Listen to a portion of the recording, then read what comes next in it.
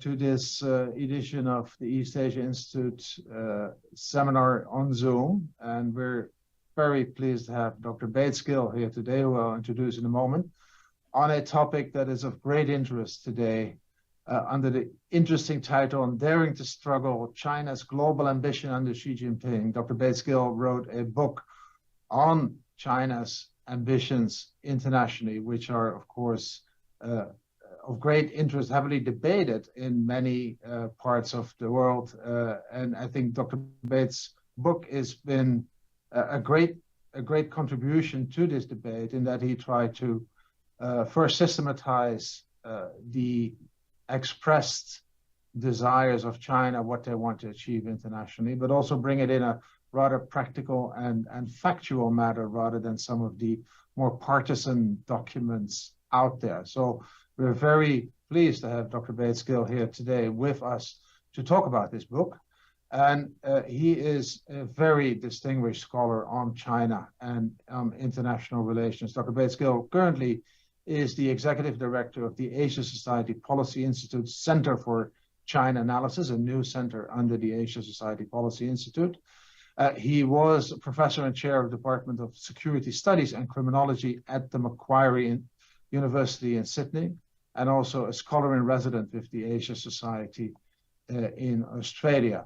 He was also the director of the SIPRI, the Stockholm International Peace Research Institute, a very renowned institute that looks at international peace and the conditions that make that work. And he was also the Freeman Chair in China Studies at the Center for Strategic and International Studies.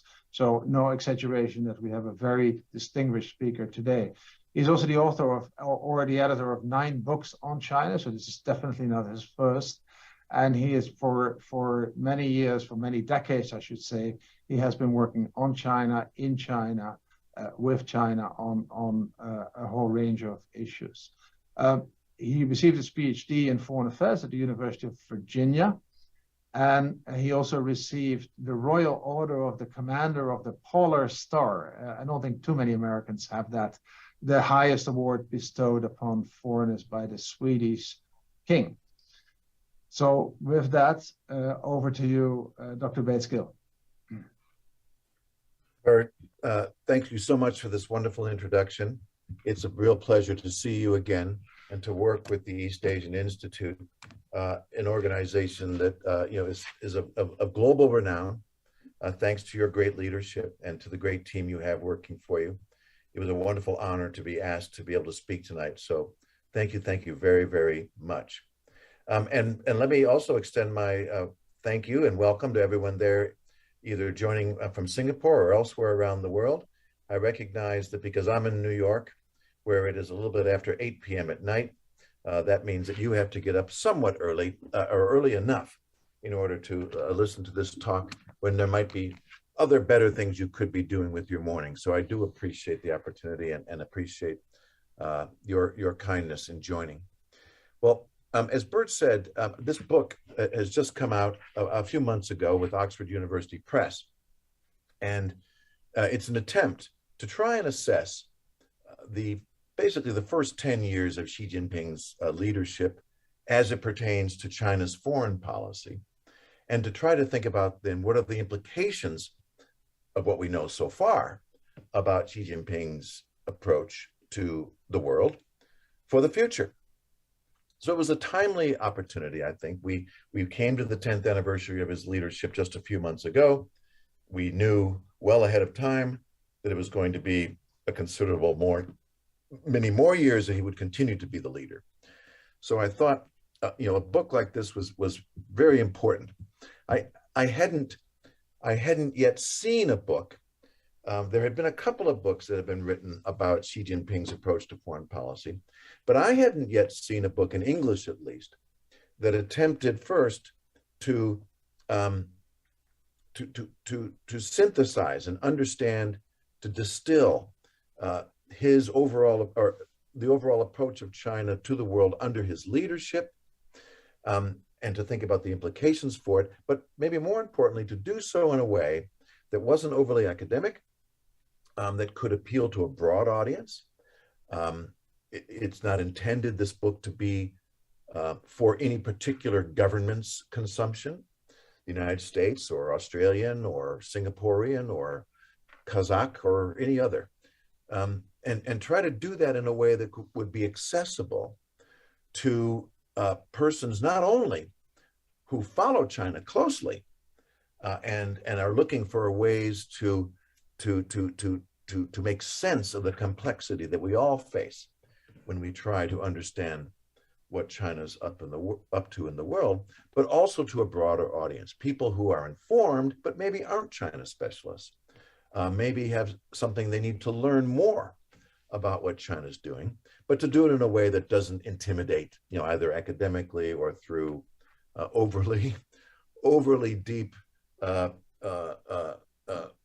dives into the peculiarities and particularities of China. So that was my attempt. And so I do hope that if you get the chance, get out there and buy maybe a digital copy and have a quick read of it. I do hope that it's going to be something that people will find useful. But then I had another problem: how to then go about this distillation in a way that is going to be accessible. Now, some people like to approach this, by maybe each chapter is going to have something to do with a different country. So, one chapter will be on China's relations with Japan. Another chapter will be on China, Southeast Asia. Another chapter will be on China, India. Another chapter will be on US, China, et cetera, et cetera. I didn't want to go that way. And I didn't want to go the way, that maybe there'd be functional approach. One chapter on non-proliferation, one chapter on climate change, one chapter on other global governance issues, et cetera. So what I came up with was this approach. What I tried to do is think about what are the major priorities of China's foreign policy during the Xi Jinping era. And different scholars, different experts are going to come up with a different set of priorities. They'll come up with a different list. So I'm not trying to lay claim to any particular, blinding insight or inside knowledge about how Xi Jinping thinks, but I'm just trying to put into one readily accessible and easily digestible set of baskets or motivations, objectives of what I see as what drives China's engagement with the international community under Xi Jinping. And one more caveat: of course, none of these issues are particularly new. They're not new under Xi Jinping, which is a point I make in the book. Of course, these elements of foreign policy, or these objectives of foreign policy, could be applied to almost any country. But my point is, how do we distill the complexity of China's approach to the world in a way we can understand and digest? And there are some, I think, particularities of some of these objectives which do apply in some ways, particularly to China. So what are these 6 objectives? These 6 objectives form the core of the book, the core 6 chapters of the book. And in rough order, in my mind, of sort of priority or importance for the Chinese leadership would be in this order: legitimacy first, followed by sovereignty, wealth, power, leadership, and ideas.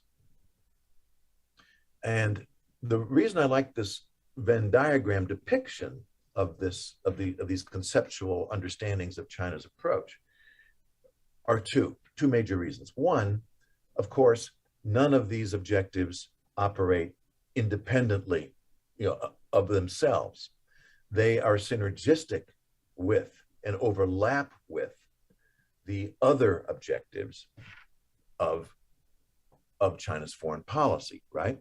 So the Venn diagram helps to graphically depict that. And then secondly, legitimacy, in my mind, as I already said, is the #1 priority. It's the #1 driver in China's approach to the outside world. And it is there, at least in this diagram, where all 6 objectives most overlap.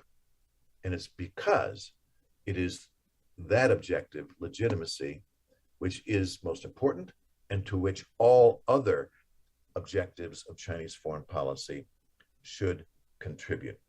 So let me just run through these 6 very quickly and what I mean. And in the book, what I do after moving, after explaining this conceptual approach, I go into great detail in each chapter, explaining what I mean. I mean, what is legitimacy in practice? What is wealth in practice as an objective for China? What does leadership mean?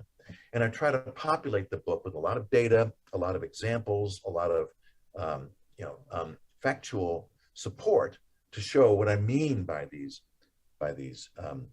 objectives. And at the end of the book, which we'll get to at the end of the talk here, is the so what question. What does this all mean? What can we expect going forward as Xi Jinping has now received his new mandate to continue as China's leader? And maybe even more importantly for the rest of us, what does it mean for the world? And how should we be responding? What can we do, especially with regard to the more unwelcome elements of China's pursuit of these objectives?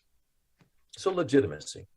Spend a little time with this because I think this is really important. It's certainly important to me in the way I interpret China's approach to foreign policy, and I spend a lot of time on this in the book. What do I mean? What I mean, legitimacy means the maintenance and strengthening of the legitimacy and survival of the Chinese Communist Party. That infuses everything that China tries to do on the international scene. I mean, no less a figure than Yang Jiechi, who I quote in the book, says as much in a speech that he gave to foreign ministry colleagues a couple of years ago, where he basically said the #1 job of a diplomat, a Chinese diplomat, is to uphold and reinforce the power and legitimacy of the Chinese Communist Party. I mean, that's plain and simple. And of course, many recent books recently have spoke to that quite much more eloquently than I can. But it's an important element for us to realize when we think about China's approach to the world. In my mind, 2 important audiences are critical in this.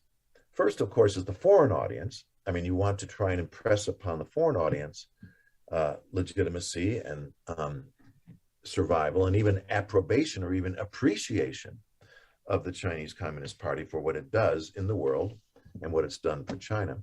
But of course, a second important audience is the domestic audience, the Chinese domestic audience. And maybe even more importantly is that small 7% portion of the Chinese domestic audience that happens to be members of the Chinese Communist Party, almost 100 million, around 100 million people in China today.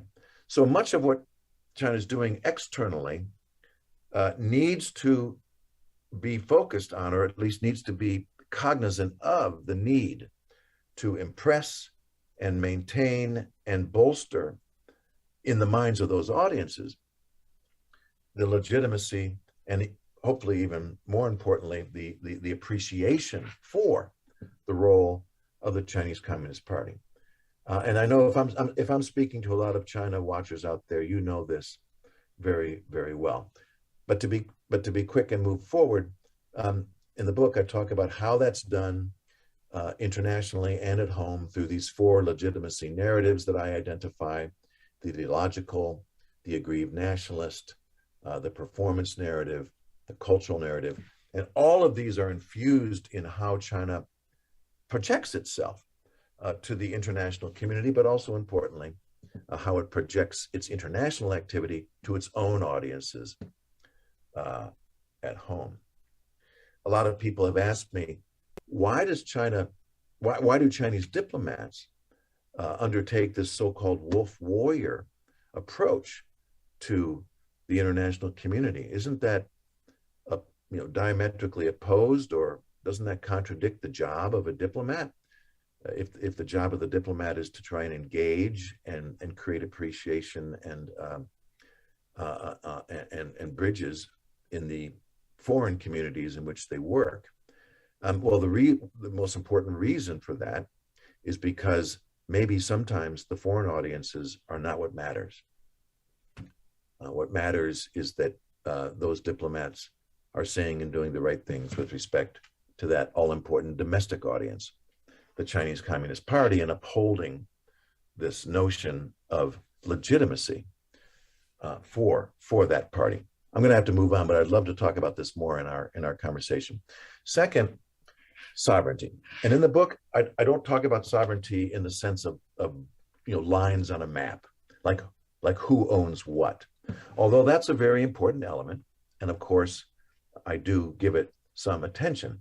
But in the book, I'm trying to talk about sovereignty in a broader sense, the notion of strategic frontiers, gaining greater room for maneuver within the international community so that China can more effectively pursue its national interests.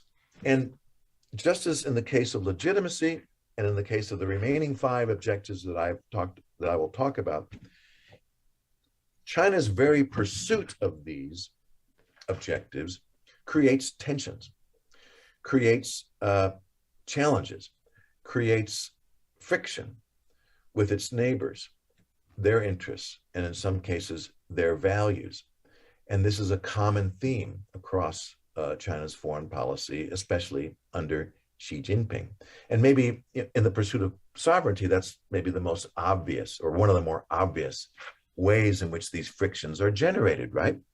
So in order to regain, quote unquote, China's rightful place in the world, to gain, quote unquote, China's lost territories, and to expand strategic frontiers, this means bumping up against the interests and values of other countries, not least territorially, but often that is the core element of this pursuit of sovereignty. And of course, we know the cases where this is the problem, right? With Japan in South China Sea, across the Taiwan Strait, across the Himalayan borders, and in some cases even beyond. But one point I try to make in the book is that China also has internally contested sovereignty problems that also have an impact on their international relationships. And we all know what those are. I mean, parts of China that very few countries in the world would dispute are Chinese. That is to say, a part of China belong on the map of China, but they are internally contested territories, right? Tibet, Xinjiang, Hong Kong, another example.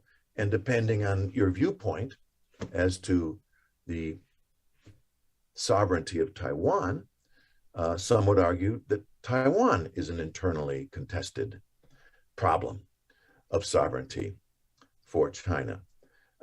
So again, its pursuit of sovereignty, whether territorial or in terms of these larger strategic frontiers, creates all kinds of problems for China's external relationships. And these are issues and problems that, in my view, are not readily resolved, and if anything, have hardened and have become more difficult during the Xi Jinping era to solve. Third, wealth. By this I mean, through your external relationships, through your engagement with the outside world, generating wealth and national prosperity. This is a pursuit, of course, which is longstanding, especially since the reform era, but actually even predating, even during the Maoist period. There are examples where this was an important element of Chinese foreign policy, but certainly important since 1979, and even more important over the subsequent 40 years. Indeed, China stands out as a recently sort of emerging new major economy, China stands out the degree to which it has depended very heavily as compared to, say, South Korea or even Japan or even Taiwan in their emergence. China has depended even more on its foreign relationships, its external inputs to its economic success. Things like capital, technology, know-how, right? And of course, access to markets. All of these have been hugely important to China's foreign policy objective of generating wealth and national prosperity. That's changing now, or at least that seems to be the expressed intent of the leadership under Xi Jinping. And we'll see how successful China can be in doing its own version of decoupling and reducing its dependence on the outside world. But let there be no doubt that in terms of this objective, China's foreign relationships have been enormously important to its past success, and I think will probably have to be pretty important to them for any future success they wish to achieve in this objective of generating wealth and national prosperity. Now, just moving to the next major objective, I'll add that, of course, generating wealth and national prosperity as an aspect of foreign policy has had very important synergistic effect on this next objective, generating power. In the book, I talk about power, in this chapter at least, as hard power. And I rely very heavily upon Joseph Nye's definition of hard power. Hard power is both coercive, right? It's using your power as a kind of stick, to force or coerce others to align with your interests. But hard power is also, under Nye's definition, inducing others, through payments, through buying, through carrots, inducing others to align more closely with your interests as a matter of hard power. And I talk in this chapter about how that happens, and we're all familiar with this. We're probably most familiar with how that happens economically, right? China's enormously powerful, inducing ability to get others to do what China would like them to do, because we all, or many, want to be a part of, gain the benefits of engaging with the Chinese economy. But now, in more recent years, there's also this more coercive element of Chinese hard power, and I explain that through the modernization and expansion of Chinese military capabilities, which is a major factor for many countries in how they choose to deal with China. And China is becoming more open, more willing under Xi Jinping to use this tool, to use this lever, military hard power, as a way of trying to engage internationally and achieve its foreign policy interests. Two more objectives to discuss briefly, and these in some ways I find the most interesting because they're relatively new in two senses. One, it strikes me there's a much greater degree of political will on the part of the Chinese leadership to seek leadership in the international community. And the next big objective is ideas. We'll talk about that in a second. But let's look at leadership. There's a much greater degree of political will under Xi Jinping's leadership, the sort of jettisoning of the hide and bide mantra, and instead step forward to try and take leadership in the world. But it's more than just will, because I think Mao Zedong had the will to try and be a global leader in some respects. What's different, of course, in the China under Xi Jinping is that they have the resources, they have the might, they have leverage. Looking back across some of those other objectives, they can draw synergistically from those to have the capacity to achieve leadership and to be heard and to be heeded in the international system. And in the book, I walk through how that's happening, right? In terms of gaining greater influence and positions of authority and leadership within the UN system. But it's not just the UN system. I talk about what I call Sinocentric multilateralism, which we see, all around the world. China's effort to create organizations that they are at the center of creating, and they are critical in leading multilateral institutions like the Asian Infrastructure Investment Bank, maybe is the best example, but there are many, many others. The recent China-Arab Summit is just maybe one of the newest. You might remember last year, those of us in Southeast Asia, Australia, Oceania, recall the attempt by Wang Yi to create a Sinocentric multilateral organization, or at least institution, with Pacific Island nations. It didn't work, but I don't think China's going to give up on that.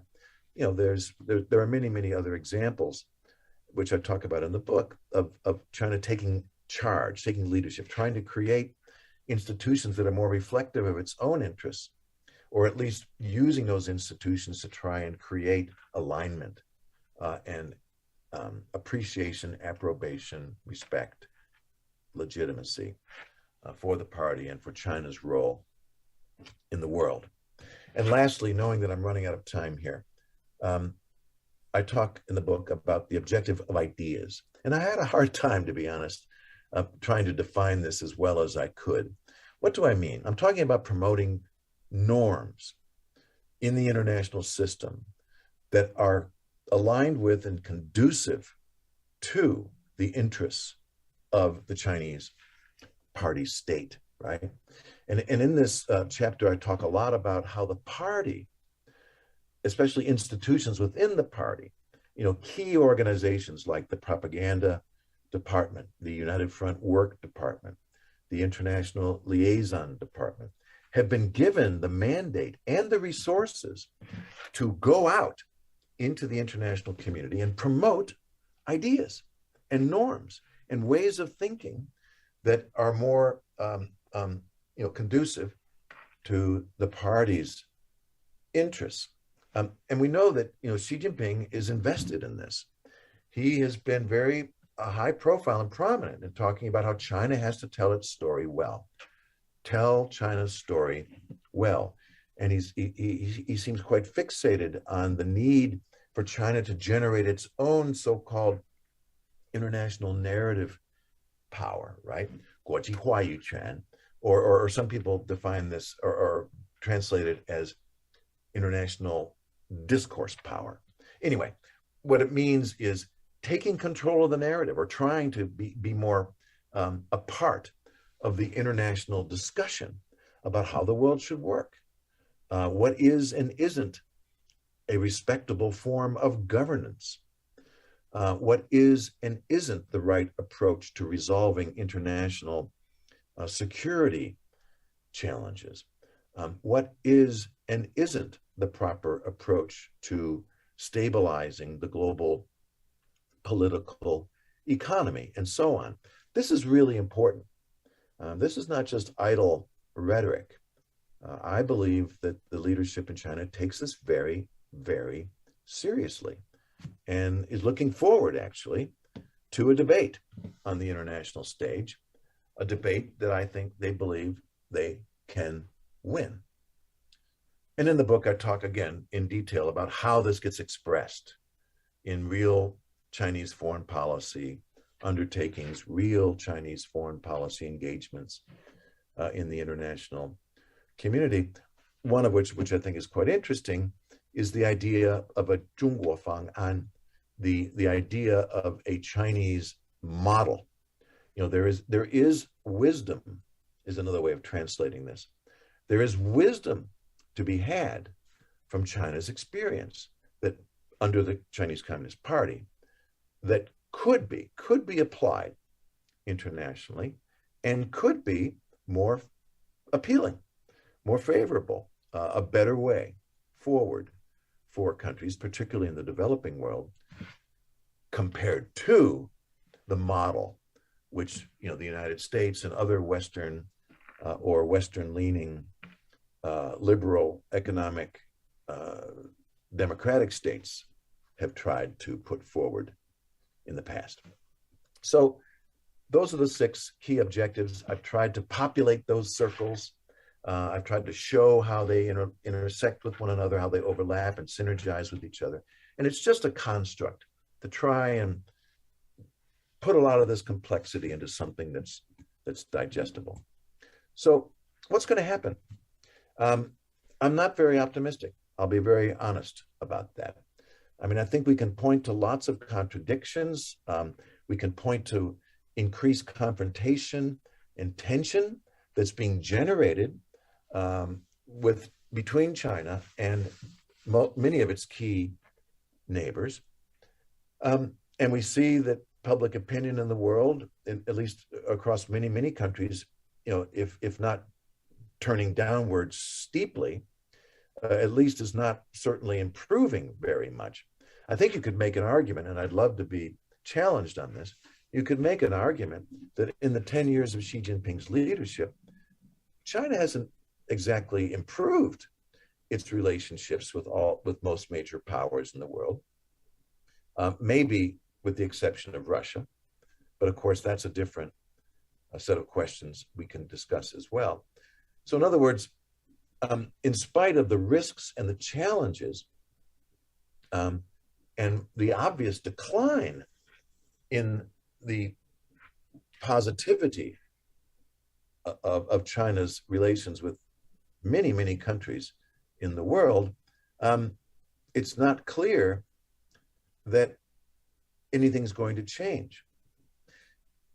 And that's because the leadership has staked their future, their legitimacy, their very survival perhaps, to the continued pursuit, quite active pursuit of these objectives, even though they may increasingly run counter to the interests and values of many, many countries around the world. It seems to me a calculation has been made that in spite of the risks, the risk of not pursuing this framework or not pursuing these objectives forcefully is greater than the risks that will be entailed in pursuing them. So having staked their future, you know, to this long-held hope of the goal for national rejuvenation, and having put in place a sort of strategy or framework for pursuing these objectives within the international community, I think the PRC leadership, in spite of the risks, in spite of the obvious downturn in many of its relationships internationally, the leadership is determined to double down. And as I say in the title of the book, they are going to dare to struggle, right? Ganyu dojang, and continue in this quest for these objectives: legitimacy, sovereignty, wealth, power, leadership, and ideas. Now, it's possible that you could envision a scenario. It's difficult, but you could envision a scenario where the pursuit of these objectives could lead to a China that is, yes, more prosperous, yes, more stable and confident internally, possibly more just as a society, and possibly even resolved to peacefully settle many of its increasingly difficult regional and global difficulties. But I am not optimistic about that. I think that PRC leaders long ago, under Xi Jinping in particular, reached the conclusion, as have many world leaders elsewhere, that those sorts of positive outcomes for China's future are unlikely, and that both sides increasingly understand. It's certainly true from Xi Jinping's own language, that a long struggle lies ahead over what China seeks to achieve in the world. So what does that mean for us? And I'll conclude here. I don't devote a lot of time in the book to detailed policy recommendations. I didn't want to make this about, an inside the Washington Beltway recipe for how to deal with China. But here are 5 broad ideas. First, let's make sure we are balanced in our assessment of China's future. Yes, China is definitely growing stronger in many respects, but we also know that it continues to grapple with a lot of weaknesses. And some of those weaknesses have to do with its international strategy. And some of those weaknesses will be exacerbated or made worse precisely because their international relationships are so troubled. Of course, those governments and societies outside of China that are concerned about unwelcome elements of China's approach to the world can gain strength in numbers. And we're seeing that happening, where not just simply through formal alliances, but new groupings and choices of governments to try and partner around a range of different issues to try and counterbalance, in some respect, some of the more unwelcome aspects of China's approach to the international community. Governments, societies also need to be smarter about how to build in domestically their own resilience, their own ability to try and push back on and be smarter about countering aspects of China's approach to the international system that are unwelcome. Just thinking about things like trying to deflect misinformation or deflect interference within given societies and governments, trying to deflect in unwelcome elements of China's military modernization or economic and military hard power.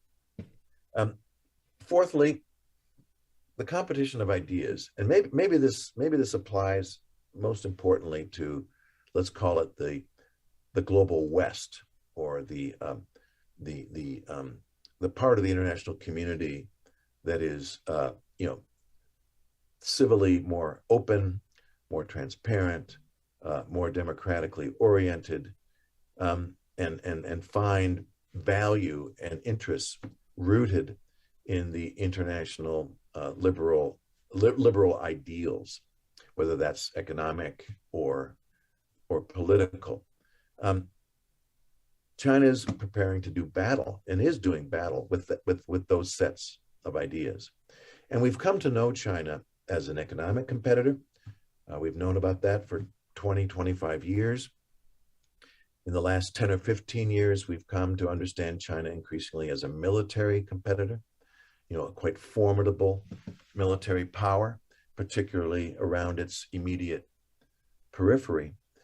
I think what we're seeing now is a new sort of era of competition, which is in the realm of ideas, where China is investing a lot of money and resources and time and intellectual heft, actually, to redefine what is right and what is wrong in the world, and how societies can be properly governed, and indeed how the international community ought to be governed. And I'm not sure most liberal societies are prepared for this at the moment.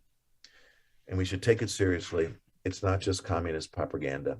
It's actually a strategy, I think, in the ideational realm to build support for a world in which China can feel safer and more secure, and develop ideas that in some ways run contrary to the ideals and values and interests of many, many other countries around the world. Finally,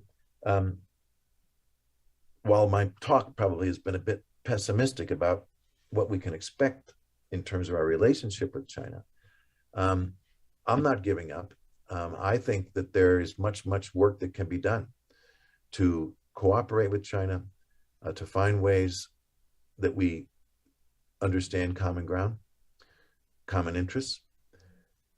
The current atmosphere is toxic, that's for sure, in some capitals, including Beijing, about the value of that kind of a approach to international relationships these days. But of course, if we're serious about solving some problems internationally, we're going to have to work together to do it. We're going to have to make sure that major powers are aligned and trying to work together, and whether that has to do with climate, food security, making sure we do a better job, much better job when the next pandemic comes, non-proliferation. The list is long. The problems the world face are enormous, and we're not going to get it done if we don't work with China, that's for sure. So that was a sort of 5-point policy approach, what we might do given China's global ambitions under Xi Jinping, and I will stop there. Thanks, Bert, and thanks, Jiwei. Well, thank you very much, Dr. Gill. This was a fantastically clear presentation, which I'm sure will generate a lot of debate in the coming time that we have. If you'd like to ask a question, please use your raised hand function, and please also switch on your camera if you want. And I already see one question, but I take the privilege of the chair to ask the first question. And you mentioned the topic of leadership. I know your book says, look, these are the elements of legitimacy, of sovereignty, of wealth and power. They have been in China around for a very long time. But in a way, what I almost heard you say was that the leadership was the decisive new element that brought these elements much more prominently in international relations. Was Xi Jinping simply the turning point, or were there other elements that put China on a more assertive course, on a more prominent course? So in other words, not just the leadership, what other elements play a role there? Well, thanks, Bert. Of course, the answer is a little bit of both. I think it was it's certainly inevitable, right, that as China grew as it has assumed such a more important place within the international community, whether that's economically or diplomatically, politically, militarily, and importantly, as China's own interests expanded to become more global, I would think it was inevitable that if only for its own national interests, no matter who the leader might have been, there was going to be a need for Beijing to try and seek leadership in order to protect those expanded interests, in order to protect and steer international deliberations, choices, governance rules, etc., in ways that were more favorable to its interests. So I think that was going to happen almost inevitably. That said, and this is the more difficult, I think, speculation to make, would it have been less or more under a different person if there were a different individual in charge? And this gets into the larger question of whether we should be talking about Xi Jinping as a sort of sole leader, or whether he's simply a representation, carrying the mantle of a broader consensus within the Chinese Communist Party. I tend to favor the latter interpretation. But be that as it may, I think we have to at the same time attribute to this leadership structure currently, which I think had in mind a much more proactive, some would say assertive, less reluctant mandate or demand to assert China's interests. And so that combination of sort of the underlying structural realities of China's position in the world, combined with a leadership that was apparently prepared to take these bolder moves, saw them in China's interest to do so, I think leads to this outcome of asserting themselves more forcefully and having the confidence. You know, it doesn't hurt, for example, you know, one reason Deng Xiaoping might have been hiding and biding, and it was sort of inherent in his mantra, was that China wasn't ready yet. Didn't have the resources yet to be more forceful in trying to lead on certain issues in the world. Now they are. And you combine that with, I think, the personality and mandate that Xi Jinping seems to have, you have the outcomes that we see. Thanks. Some would argue China was still not ready, and now yes, is paying the price going forward, and that is an interesting domestic debate in China as well. Yeah. Dr. Chen Gang. Thank you, Dr. Gill. Very insightful analysis that helps us better understand the driving forces that shapes China's internal and external policies. So my question, our institute always interested in the connection between China's internal governance and external behaviors. So my question is about how Xi Jinping could mobilize his party members, almost 100 million party members, to agree on this daring to struggle policy, new direction. Because we know that for many years, actually China's foreign policy has been greatly influenced by Deng Xiaoping's low-profile policy. And actually, for a very long time, actually, the party members were used to the peaceful, stable international environment, and also the focus on economic development, prosperity, as you said. But now, all of a sudden, Xi Jinping asked them to change the direction and focusing more and more on daring to struggle. In other words, it's like crisis mentality. Yeah.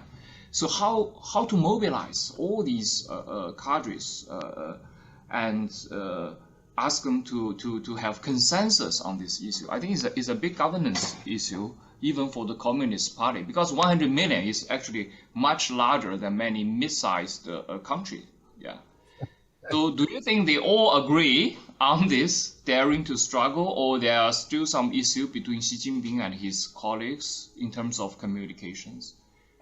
I'm so glad that you added that last codicil to your question, because that was going to be the first part of my response, was that let's not assume that all 100 million are in lockstep with this approach. But I think, but the intellectual challenge that you presented is actually fascinating, and should be, I think, the next subject of your book or of a books of someone at the East Asia Institute, and that is, how does he do this? Because you're right, it is a remarkable change in direction. Or maybe, how does he do it? And then the next question would be, and how well has he done it? So I agree with you that, I think, I guess the answer to how is, well, let's face it, he has a lot of instruments of coercion and hard power of his own, and he's exercised them. And I think that's one way to make sure, at least on the surface, or at least as the system is prepared to tell the story, there's a lot of support. And clearly this policy direction, I don't see there's no obvious resistance to it, not really. Maybe you folks are watching this a lot more carefully, I'm sure, and you can correct me on that. But there's no obvious or significant internal struggle that I can see. Although I know that there is some, I'm sure there's some skepticism and resistance. But so the answer to how, first of all, is he has managed, I think, to create the aura of invincibility, and has also exercised his own levers of internal power in ways that probably makes it difficult for anyone who really disagrees to, have their voice heard all that much. But let's not give too much credit to simply the coercive ability of the General Secretary. I think that were we able to poll those 100 million members of the party and get honest answers, I suspect that there would be a fair bit of support for this idea. That, we've waited long enough. We have the resources. We have serious grievances. They are of a core value to our future. And not only is it sort of a national concern that China should assert itself in these ways, it actually has to do with our own legitimacy and survival as a party. And if we don't do this, we're doomed. And I think that message has resonated with enough of the party members that even if they may have some reservations about the risks that are entailed in this, and there are surely risks, real dangers, those risks, as I said before, are nevertheless less than the risks of not doing this. So I guess that's how I would say, how did he do it? Is he right? Will they be successful? That's a big question mark. And I think, I don't say it forcefully in the book, but I do think that maybe there's not enough account being taken for just how dangerous this direction is going to be for China going forward.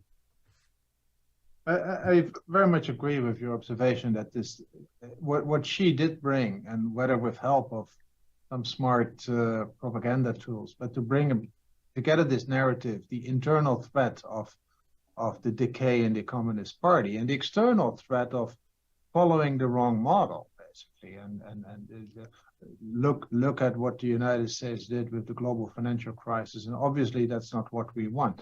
So this bringing together a narrative that calls for a different direction, that calls for more prominence of China and to demonstrate China's successes, I think was, if you want, Xi, whether you like it or not, but Xi should be credited for bringing that together in a very effective way. Dr. Lampengar. Thank you, Chair.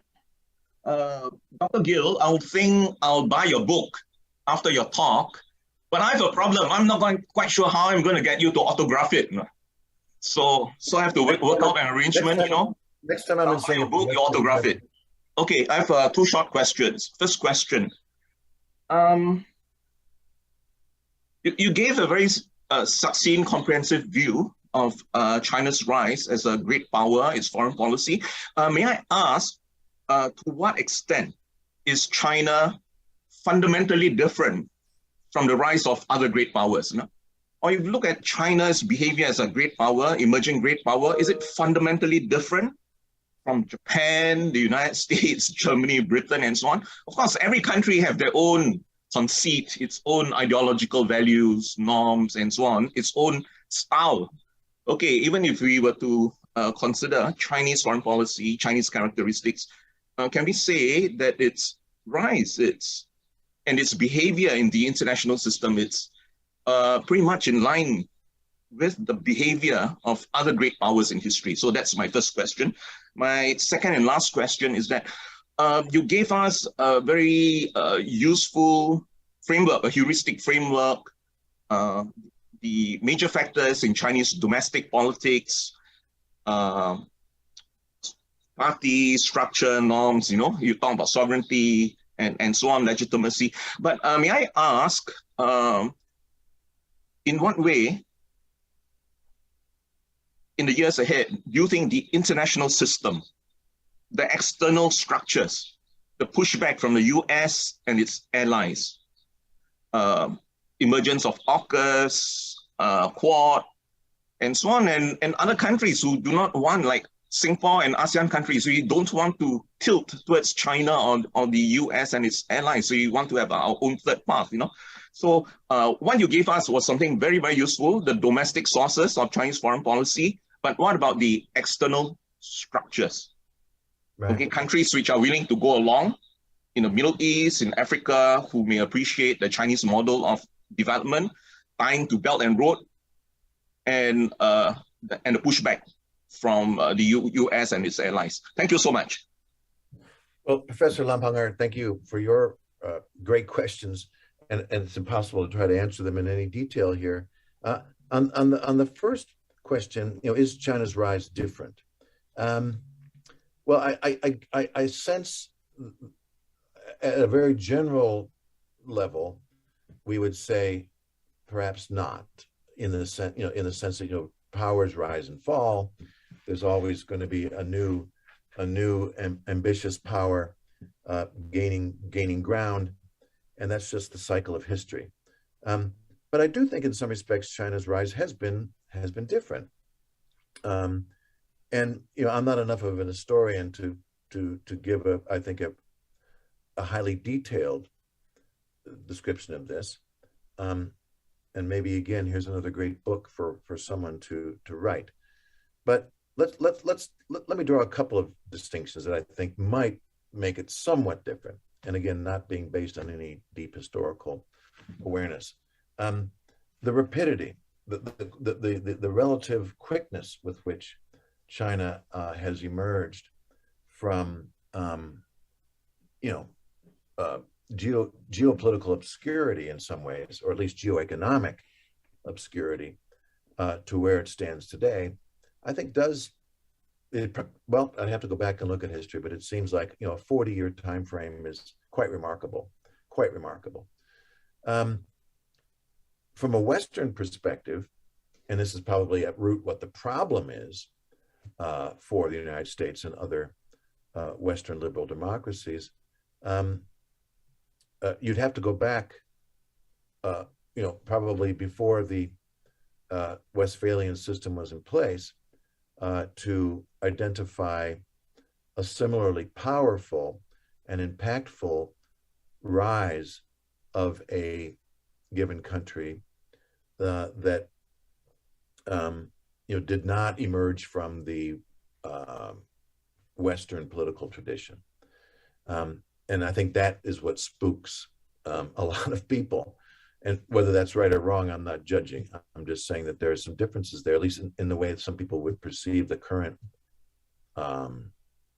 change in the dynamic in the international security system.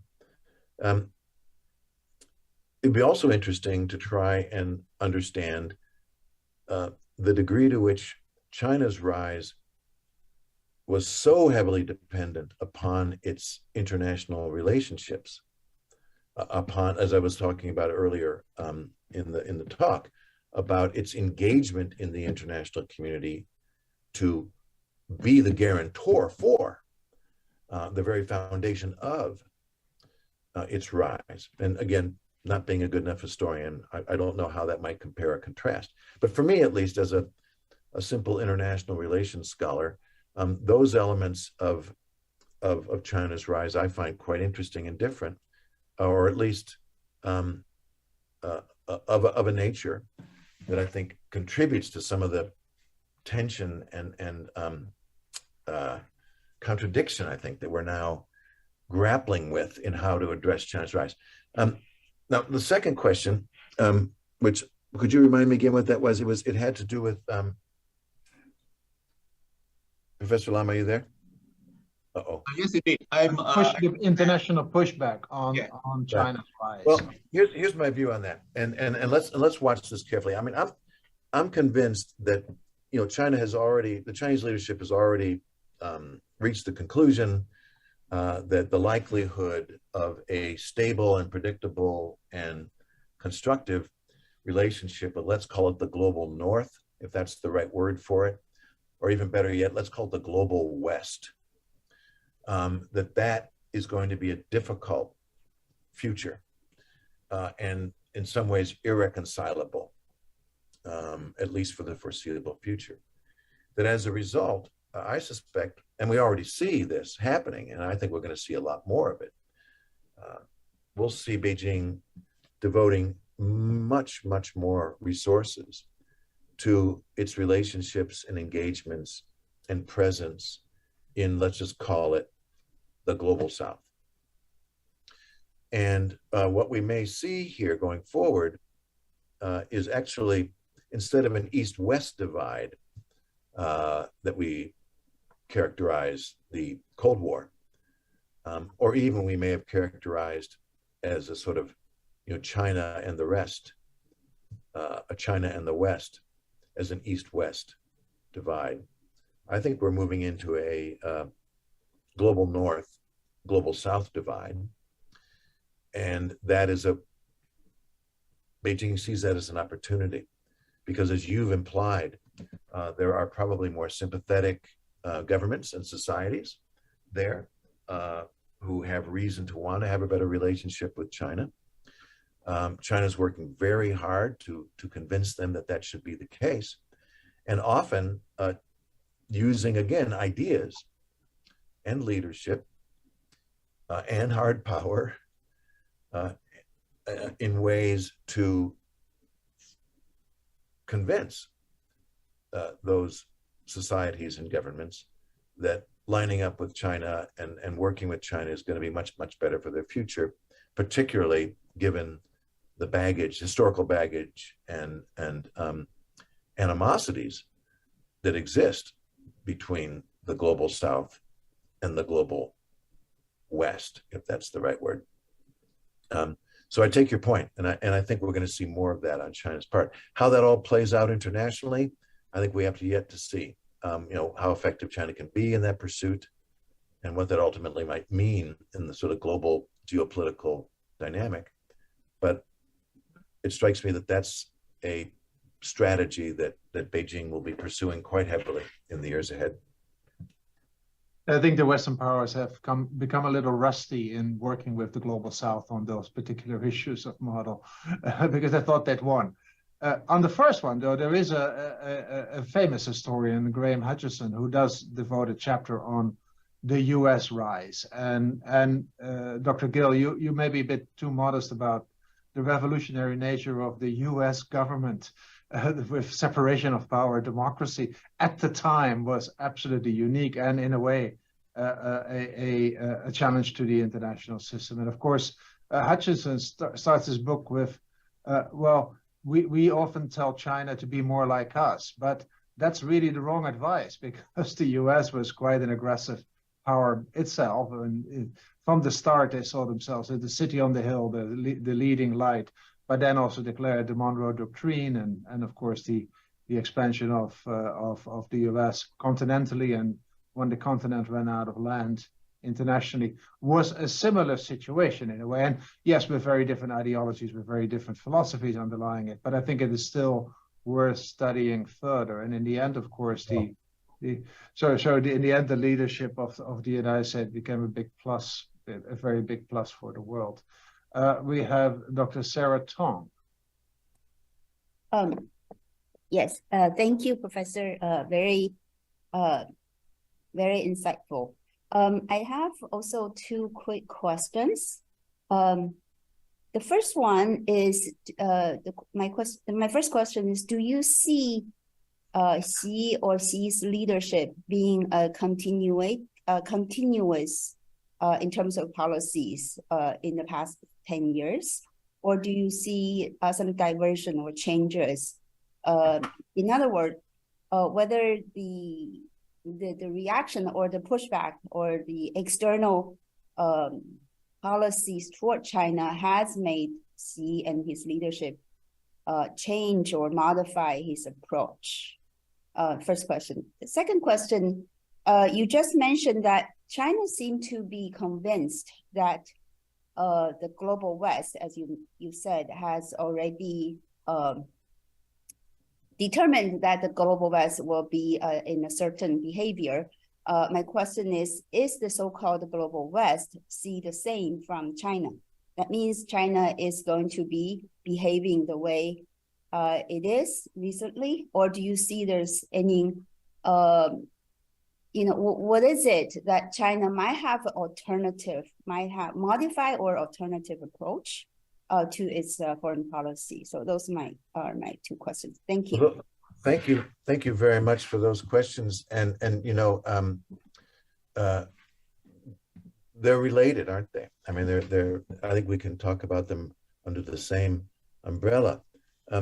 Basically, the question is change or continuity in Xi Jinping's approach, and how will that then affect its international relationships? Well, the book is pretty clear on this.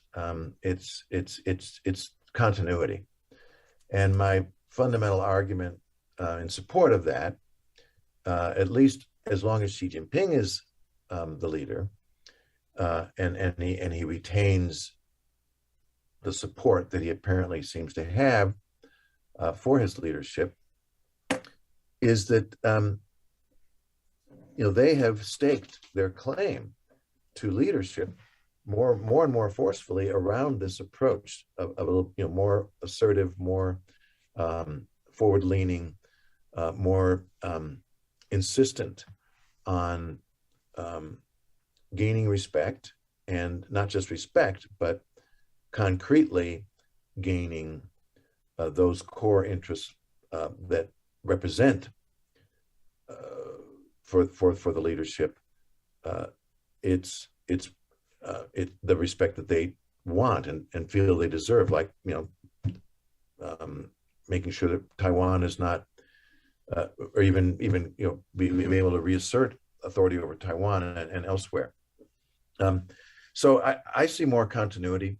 What we may be seeing right now, maybe because of some chastening moments over the past year. I mean, 2022 has not been a great year for the Chinese political leadership, either internally or externally.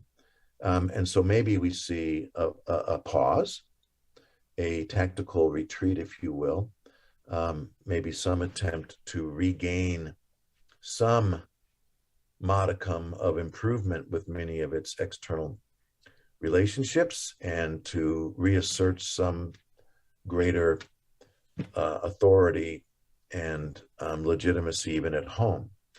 But I can't see this group that currently leads the country walking back very far from what they've already proclaimed to be their intentions, and what they've proclaimed to be the necessary steps to be made if the great rejuvenation of the Chinese nation and the China dream are going to be realized. So I guess I believe more continuity than change. And what does that mean then for, the second part of your question about how the global West should be interpreting all of this? Well, I suppose there's a lot of wishful thinking and hopefulness, and maybe there's something to that.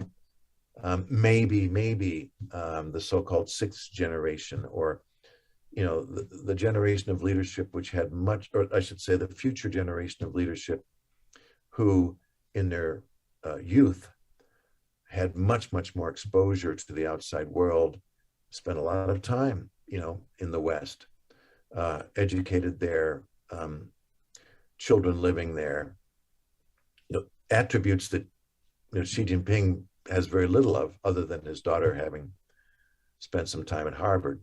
But he himself, zero international exposure, very little formal higher education, very little exposure to Western ideas, Western thinking, outside world. Maybe some future generation could be more interested in a more stable relationship, finding ways to seek common ground and be less paranoid about the world, maybe. But if Xi Jinping's around for 10 more years or more as the paramount leader, that basically means the sixth generation will never achieve, all powerful leadership at the pinnacle of the pyramid. So now what are we waiting for? The seventh, right? So if I were advising Western governments, my advice would be, as much as we want to have a more stable and cooperative and collaborative relationship, this is going to be very difficult, and we need to understand that. And we should at least prepare ourselves for that. As long as Xi Jinping is in the apparent power position that he is. And I don't say that with any satisfaction.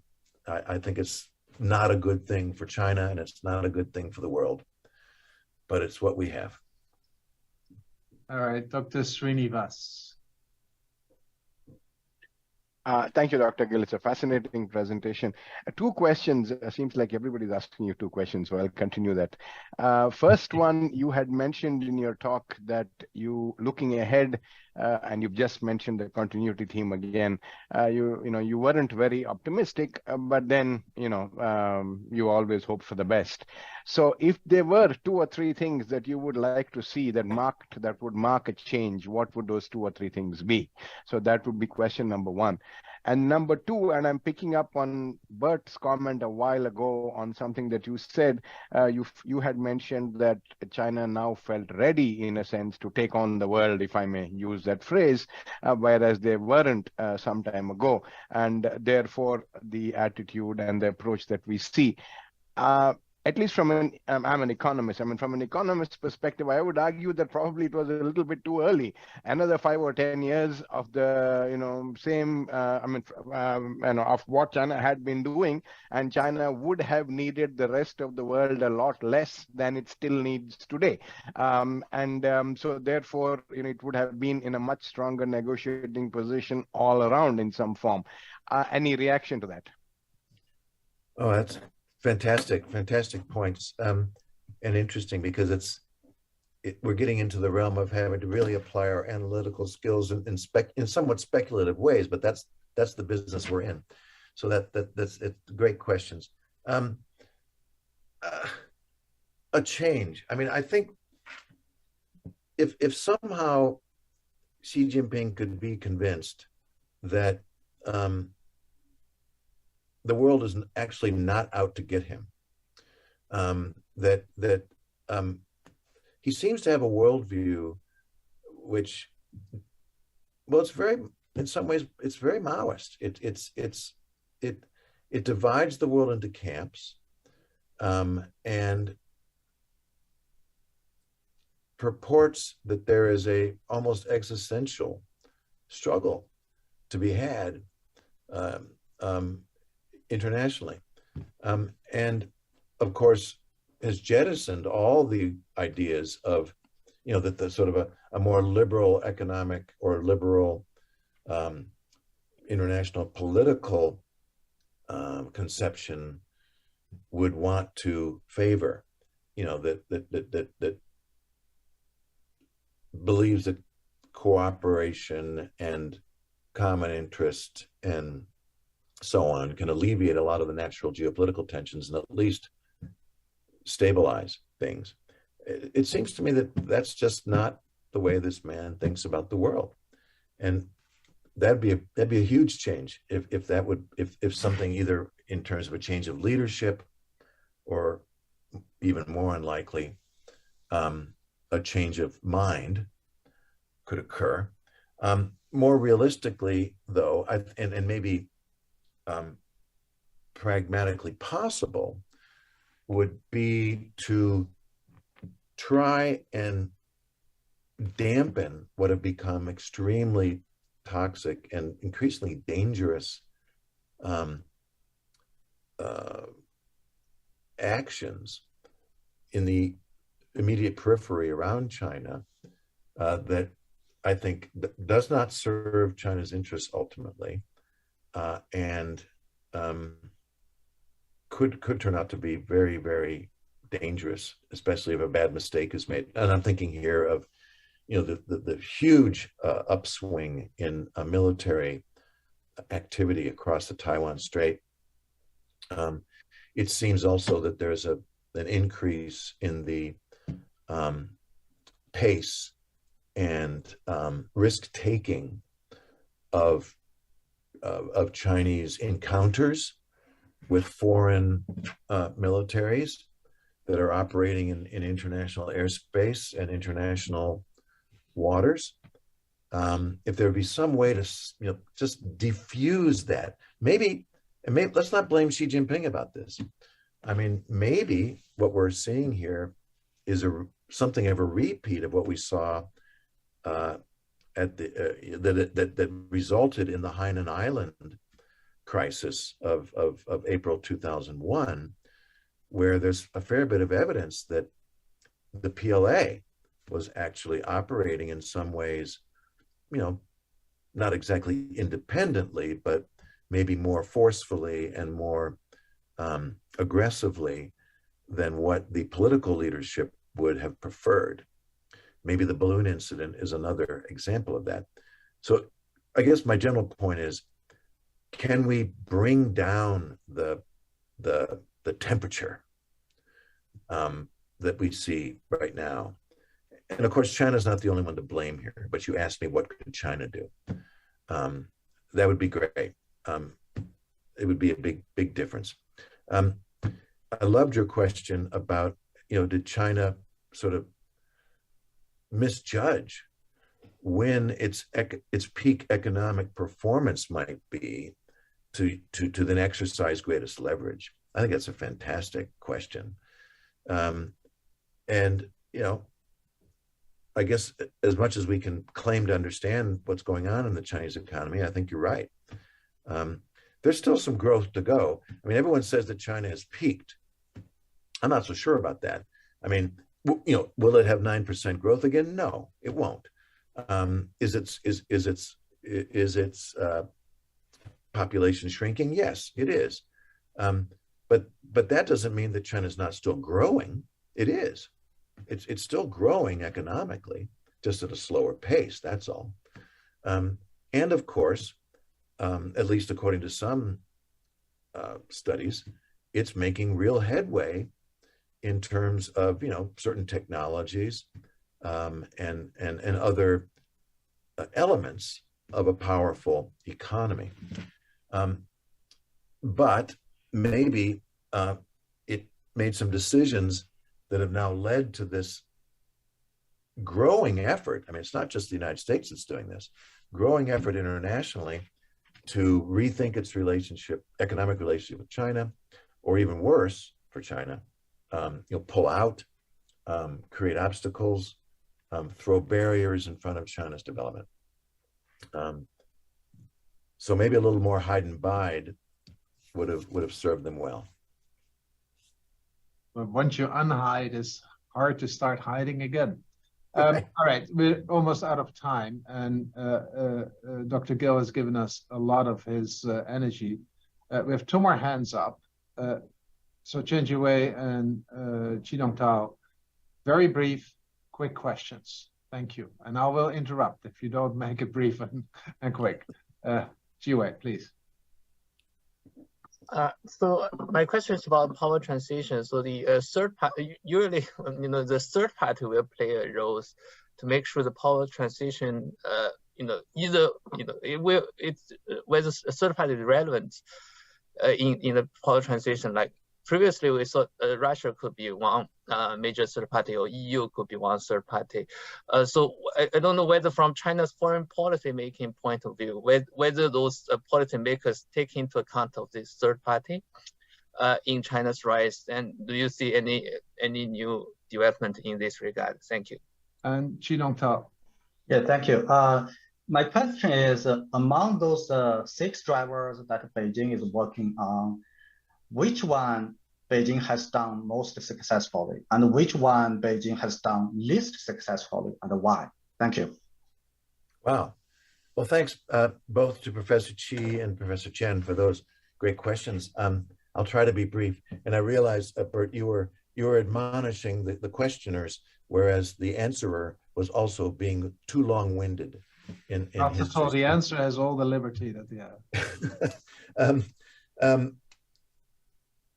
Well, you know, your question, Jiwei, is very interesting, because I do believe that in many respects, China still looks to third parties as a part of its overall strategy for gaining its, you know, for securing its national interests, right?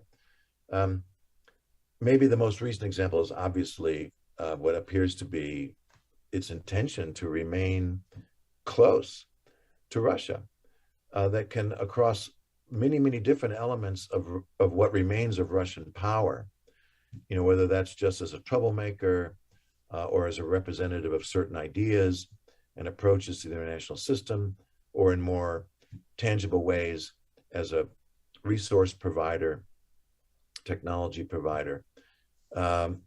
Russia can be very useful to China. And I was reading an interesting analysis recently, the argument being that in this question of whether or not China will ultimately, you know, retain its affinity for and really, you know, implicit and even explicit support for Russia in its aggression against Ukraine,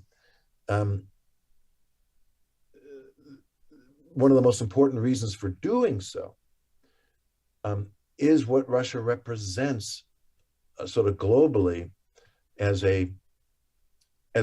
resisting the West, right? And if Ukraine prevails in this, if the West and Ukraine prevails in this in some way, or wins the war, whatever that might mean, but if that's what the global perception is, that's a blow, both to Russia, obviously, but I think also a blow to China, and its sort of international, what it's hoped for international stature, what it's trying to stand for in partnership with Russia about governance, about respect, and about legitimacy, ultimately. So Russia's important to them. So too, I would say, as I tried to make a very poor argument earlier, I believe that we're going to see more in the way of an effort to cultivate and strategize and build relationships in the global South as a kind of third party, and especially certain countries within the global South, Iran maybe being a major one, Saudi Arabia perhaps another one, who can be very helpful in China's effort to try and, you know, gain traction, gain validity, gain political, diplomatic, and ideational power in the international community. So you're absolutely right. I take it you're doing some work on the role of third parties in power transitions, and so I think you're onto something. Professor Qi, you were asking about where most successful and least.